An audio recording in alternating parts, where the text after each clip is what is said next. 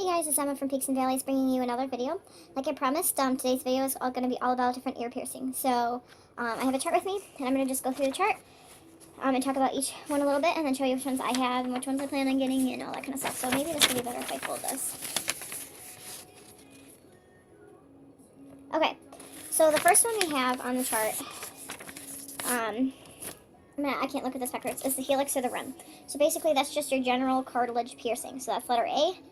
So it's all the way around, starting from here, going all the way around your ear. Next part is your industrial bar, or the scaffold. Most people call it the industrial, which is this bar right here. In your industrial bar, it's just two holes and it's connected by a bar. You could, if you decide you don't want the bar anymore, you can just put two different earrings in each hole. The holes are just in awkward spaces, so it makes it weird. Your dermal punch, which is letter C, so it's actual kind of like a gauge. Where there's a hole where you stretch it in your ear, but it's in cartilage, and it's up there.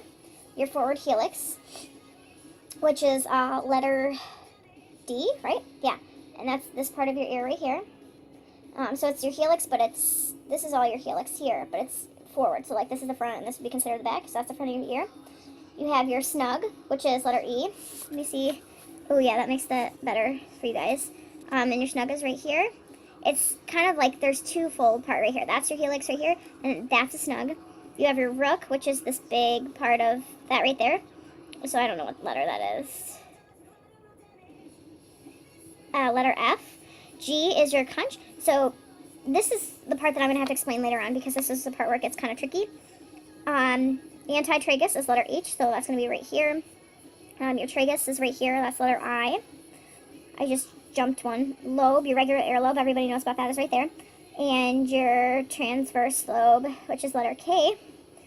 I actually don't know much about the transverse lobe, where is letter K? I'm going to have to look on here. Oh, it's all the way over here. It's kind of weird. No one really gets that. And then last one is your Daith, which is right here. So there's the chart again. So you guys can take a look at it. Pause the video if you want. Alright, so now what I'm going to do next is I'm going to show you what I have in each ear and explain what I plan to do and how I plan to fix it. So, okay. So this is my ear right now. I have 3 in my lobe. And then this technically is cartilage right here, this pink one. So I would call that a helix. It's an odd spot to get an earring in. It's very difficult to change. And then I have more in my helix right there. This is another helix one as well. So what I plan to eventually change this and do a ring right there. Leave these in, and this is going to be a ring, and I'm going to get one more, and I'm going to get a ring right in between this one and this one. Then right here I have an opal forward helix, and then this is my tragus right here. I want to get one more forward helix right there. Alright, so let's switch to my other ear. This is going to be your ear to get. Okay, just move my hair out of the way. So right now I don't have very many in this ear, but this is kind of like my experiment ear. So I have 3 in my lobe. I have a ring, kind of in the middle like the other side. I have my Daith, and I have an industrial bar. Okay, so now I'm just going to go down the list of the different piercings and talk about which ones I have and explain the pros and cons to which ones I've gotten. So the first one is the helix or rim. So I do have my helix and rim a lot on this side. What I've come to notice about the helix and rim is, first of all, you need to get it done at a tattoo shop. Do not go to like a Claire's. Because there's a different way of piercing, and especially with cartilage, you run a greater risk for getting an infection if you have your cartilage pierced at a place like Claire's.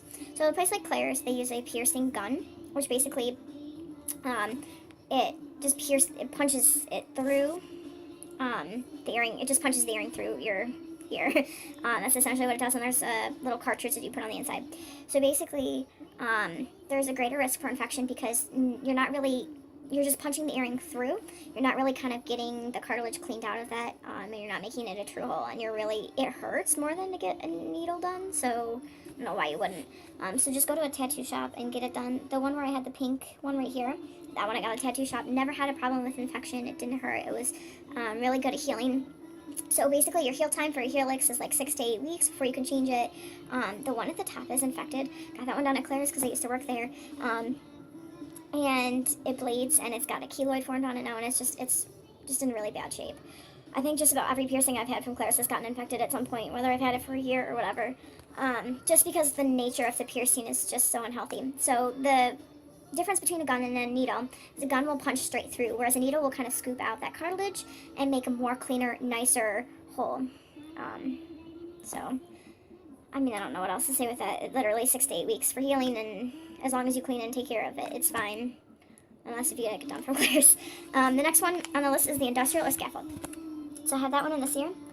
That is one of the most painful piercings you can ever get, partially because they're doing 2 at a time, and the way they pierce it is pretty tricky. So they actually take the needle and pierce it through the top, and then go through the bottom. So it's a big, long needle that it scoops through, and the whole process is just very difficult.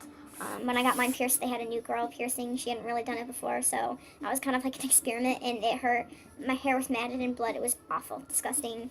And then for the healing time, it takes like a full year for it to fully heal. But before you can change it, you have to wait, I want to say, like 12 to 16 weeks. And you literally can't sleep on that side for probably a solid 3 to 4 months for that, like 16 weeks. So, dermal punch I do not have. Forward helix, I have that one. That was surprisingly one of the more painful ear piercings I've gotten, just for being just a tiny little stud right there that totally cut off. So it's that opal one, that blue one right there that I have. But I actually kind of like it. I've never changed. Well, the original piercing earring that I had in there somehow fell out. So I had to get a new earring put in, and like changing it was kind of annoying. I didn't change it myself. I actually took it somewhere to get it changed. That one is another, because it's cartilage, it's like 12 to 16 weeks that you want it to heal. It's in a weird spot to heal, so it takes a little bit more time. Snug I do not have. Rook I do not have. Conch or shell. Okay, so this is the one that's kind of complicated, because you have your inner conch and you have your outer conch. Conch means shell. So let's see if I can get my hair flipped. Maybe this was the wrong side to flip my hair. Okay, so let me see if I can hold my tablet without throwing it on my face. Okay, perfect. So you have your inner and your outer conch. Your outer conch is this part of your ear right here. This is your rim. Obviously rim means outside. And outer conch is all through here. So if I were to get a dot put right there, probably like a 1/4 inch below where this earring is right here, this one, that would be an outer conch. Inner conch would be inside your shell. So right here, they can do rings through there, so it would be a piercing through there and go across your ear like that. The inner conch is anywhere in through here, and outer conch is around here. So that's the conch. Conch is tricky because my hair is just a giant disaster today. Conch is tricky because it takes a long time for it to heal, and it is one of the trickier piercings, and it is one of the more painful ones. So then that one is 12 weeks before you can change it out. You definitely want to make sure that one stays clean. Anti-tragus I do not have. Tragus I have. So tragus is, can y'all even see that? Right there. That silver one. Okay, so that's your tragus. Tragus, I think, there's a lot of misconceptions. People are like, well, that's really thick cartilage. That's going to hurt a lot. Actually, that was one of the least painful ear piercings I ever had. It just was like a little pop, and it was in, and I was like, wow, that's it? That's crazy. Then your lobe. This is the most common part of your ear to get pierced. Everybody pretty much has it. Even if you don't have, like, if you only have one piercing, that's what people get pierced, is your lobe. That is literally, depending on where you get your ear pierced, it's like only 4 weeks before you can change it. Again, I would still recommend going to a tattoo shop to get it done, just because it's a more clean cut and you have less chance for infection. Transverse lobe I do not have, and your Daith. Oh, the Daith. So it's the one with the ring on the inside of my ear right there. Woo! Okay, so where you get your ears pierced is everything with your Daith, and if you were to get a Rook, this is the same case as well. There have been studies that have come out saying that the Daith is connected to headaches, and if you get it pierced, it kind of helps get rid of those headaches, supposedly. I do get headaches, but it's usually from dehydration, so it wasn't really going to help me, but I figured I'd give it a try. The thing with the Daith is, if they do it, there's multiple different ways that it can be done wrong, and it can be pretty painful, annoying process to deal with if it's done wrong. So mine is done at a shop, and it was done too deep, too far into my ear. It was supposed to be further out a little bit, and that has caused a problem. They also used not the best ear jewelry while it was trying to heal. So it unfortunately formed a keloid, which is like a little hard bump that forms on your cartilage or on your skin, and they're not necessarily bad. It's not like gonna get worse and get bigger, but you don't want a keloid to be on your ear. And I'll go through another video with all about keloids. But a keloid formed, so I had to take it to another place and change it to this ring, which is better jewelry. And now you gotta, like, I gotta be crazy on top of cleaning it, use tea tray solution, and really make sure that I get this healed up, because right now it's forming lots of crust and just problems in my ear. So I would almost say this is more trouble than it was worth for this one. So right now I have my Helix Industrial. I have a forward Helix. I have my tragus, a lobe, and my Daith. Plans for my ears, like I explained to you, I want to get this one switched to a ring, this one switched to a ring, and get a ring added right here. And then one more forward Helix, and then that ear is, like, done. People say right now it looks like a pin cushion, and it kind of does.